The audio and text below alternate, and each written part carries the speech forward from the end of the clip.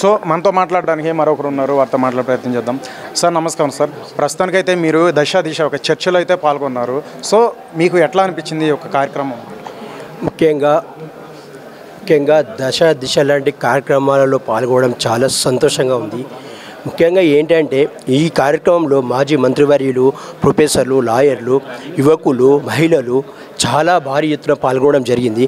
ముఖ్యంగా ఏంటంటే ఎక్కడైతే అట్టడుగు వర్గాలు కానీ వెనుకబడిన వర్గాలు కానీ ఎప్పుడైతే విడిపోతుంటారో ఆ విడిపోయినప్పుడు మనం ఏదైతే గొలుసుకట్టు చైన్ ఉంటుందో ఆ చైను అనేది ఇక్కడ యాదవ్ సేవా సంఘం ద్వారా మాకు లభించింది. ఎందుకంటే అన్ని సంఘాలని ఒక తరపై తీసుకొచ్చిండు, పార్టీలను ఖచ్చితంగా లీడర్లను తీసుకొచ్చిండు. అదేవిధంగా యువతకు ఏ విధంగా అయితే దిశానిర్దేశం చేయాలి అనే విషయంలో ప్రతి వందల మంది వేల మంది అభిప్రాయాలు తీసుకోవడం జరిగింది. నిజంగా మేము యాదవ్ సేవా సంఘం వారిని నిజంగా చాలా అభినందిస్తున్నాం. అది మాటలో చెప్పలేము, నిజంగా చెప్తున్నాం కదా. ఒక చైన్ ఏ విధంగా అయితే ఉంటుందో మనిషి పడిపోకుండా ఆ విధంగా గొలుసుకట్టు చైన్ లేగల ప్రతి ఒక్క యాదవులను పట్టుకొచ్చి ప్రతి ఒక్క పార్టీ వారిని పట్టుకొచ్చి ఇలాంటి కార్యక్రమం చేయడం చాలా అభినందనీయ విషయం.